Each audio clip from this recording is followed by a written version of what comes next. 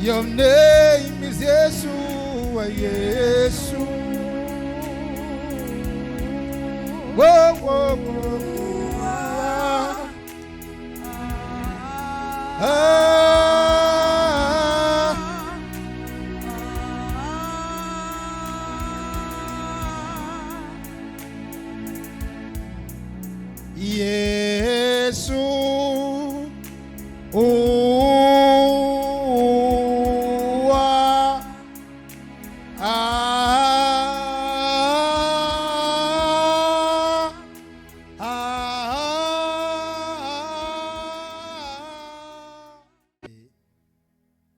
yamaHebheru uthi Yeshua, bese kuthi ngelanguage yamaGreek uthi Jesus, bese kuthi ngelanguage yamaMuslim ama-Arab uthi Isa, ngokwelanguage yakwaZulu uthi Jesu, Jesu, Jesu, Jesu. Amen. So kahle kahle umhlabeleli wokumphakamisa uNkulunkulu. Uyazi ukuthi kunevesi elithi eBhayibhelini indodana yomuntu imele kube iphakanyiswe. Haleluya. Kumele kuba yenziwe njani indodana yomuntu iphakanyiswe? Ngokuba uMose wenze njani, wayiphakamisa ini? Inyoka kuphi? Ehlane. Nendodana yomuntu efanele yenziwe njani? Iphakanyiswe. Uyazi iphutha elikhulu esilenzayo ukucabanga ukuthi uNkulunkulu he is absent, kanti he is omnipotent, meaning ukuthi uNkulunkulu ohlale khona, the always present God. Amen. But imistake noma ngathi uhlelo isystem uNkulunkulu ayisebenzisayo isystem yokuthi angaveli ngamehlo aphysically, kodwa uyakwazi ukumuzwa ukuthi njengamanje usekhona uyikhonela yena. Amen.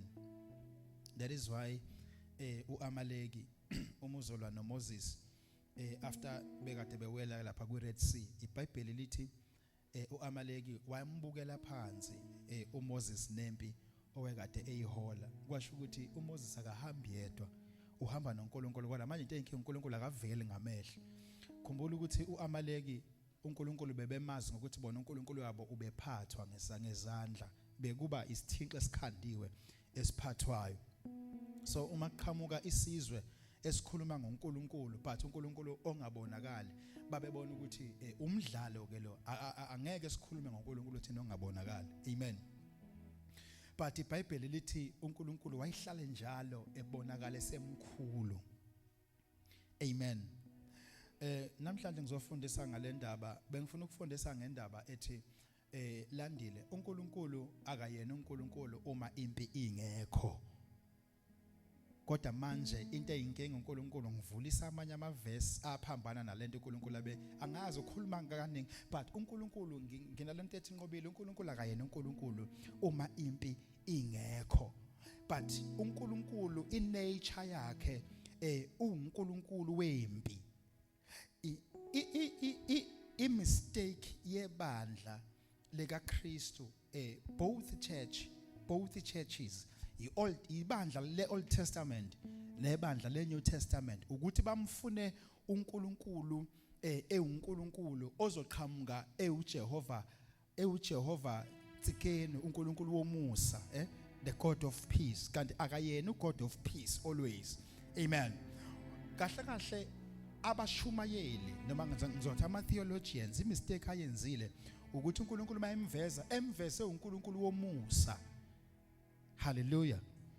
Vele uyena uNkulunkulu womusa, kanti but uNkulunkulu womusa ebantwaneni bakhe. Amen. Ngoba umusa kaNkulunkulu la ovela khona uvela only ngaphansi noma emandleni noma ekuphileni kwabantwana bakhe. Kahle kahle umusa kaNkulunkulu umusa ovela kuyena enhlizweni yakhe ewuvezela umntanakhe kuphela. Yilakho uNkulunkulu anomusa khona. Kodwa emhlabeni kwabanye abantu abaphila umathanda wabo akanawo umusa. Ingakho uma kufanele avele uNkulunkulu njalo kufanele qale kube khona iquarrel. Take it very slow. Kufanele qale kube khona iquarrel, kufanele qale kube khona impi, kufanele kube khona into ezonyakazisa umuntu, kufanele kube khona into ezokwenza ukuthi ungahlaliseki, ube nokukhononda, ube nokusola, ube nokukhalaza, ube nokuhlukumezeka. Then God will appear ngoba uNkulunkulu ovela empini. The reason why singakwazi wezipho uNkulunkulu ukumbona nanokuthi uNkulunkulu singamkhonzi ngoba singabantu abahlale befuna ungayiqali impi, sifuna ukukhanda umusa phakathi kwethu nezitha zethu. Kanti ngenkathi sikhanda umusa phakathi kwethu nezitha zethu angeke azavela amandla akhe ngoba uNkulunkulu wempi. He likes battle.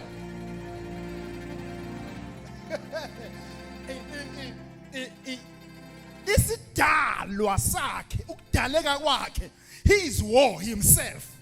That is why kuye ngaphakathi uNkulunkulu kunempi yama electrons nama protons. There is war inside. Even his body is war.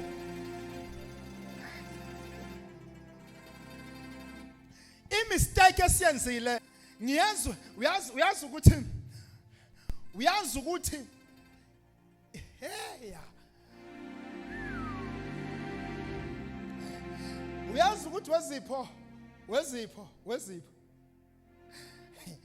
uma ubona izinto zingakuhambeli kahle wokwazi ukuthi iplan yokusondela kwakhe.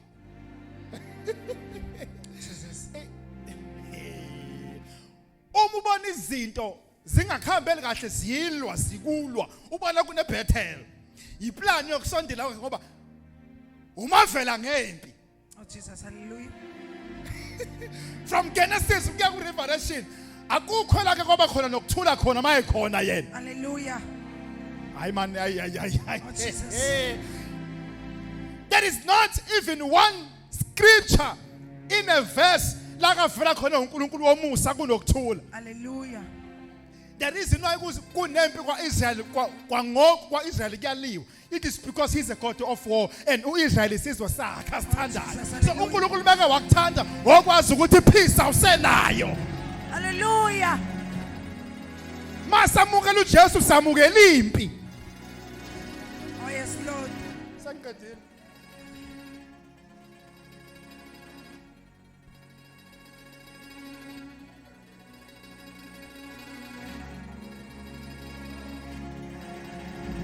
He's a God of war. Once wamamukela waphakama isandla phambi kwebandla, phambi komfundisi, phambi kwetende usetendeni. Wathi uNkulunkulu ngiyamamukela nje Nkosi nomsisi ngena kimi. Okwazi ukuthi you have accepted battle. You have accepted war. There will be war. Kuzoba nempi ama-devil worshiper will fight you. Witchcraft will fight you.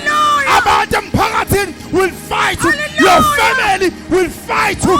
Everyone, even the president will fight you. He is a God of war. Oh Jesus.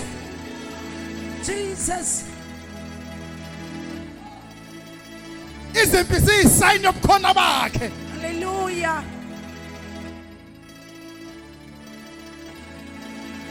Hallelujah. Without war there is no God. Nkosi yami. Without war akekho uNkulunkulu impi mayingekho. Oh yes Jesus. Uyathanda ukubukwa. Uyathanda ukubukisa empini. Hallelujah. iBhayibheli wakwafika amaFilisti esesekamo ethi azoqeda ngoIsrayeli. Lithi iBhayibheli uNkulunkulu kwabonakala esibhakabhakeni kuhloma amafu esibhakabhakeni. Hallelujah. Besabheke khona empini kwahloma amafu esibhakabhakeni. Kwazwakala kuduma izulu ekameni lamaFilisti. Kanti uJehova Oh Jesus. wawashawa wahlakaza amaFilisti. uIsrayeli ungalwanga. Jesus, hallelujah. Yes Lord. Uma singena empini kusondela yena. Nkosi yami. Makuphela impi uyahlehla. Hallelujah. He is a God of war. Hallelujah. Mawukhuluma ngoNkulunkulu kaIsrael, he's a God of war. He likes war. Yes, Jesus.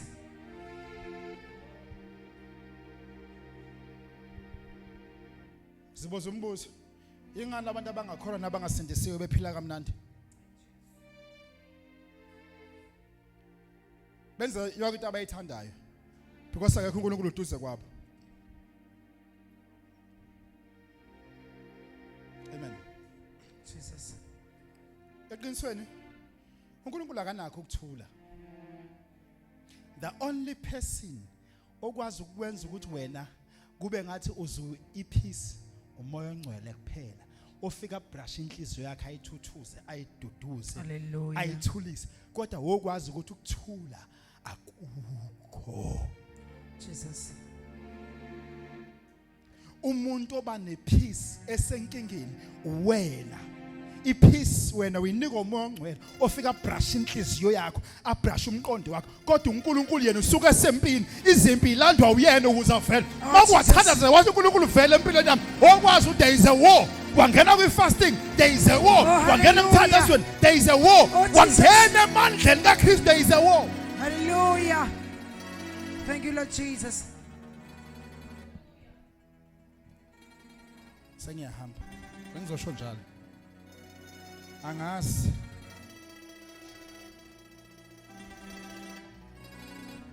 Jesus.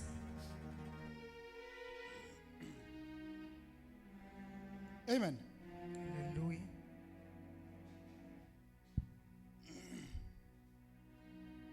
He's a God of war. And okwazi uNkulunkulu ayithanda impi. Hallelujah. Ayithanda impi. Kahle kahle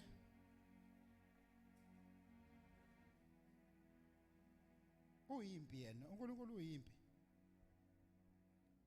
Even in the book of Genesis when God created heaven and the earth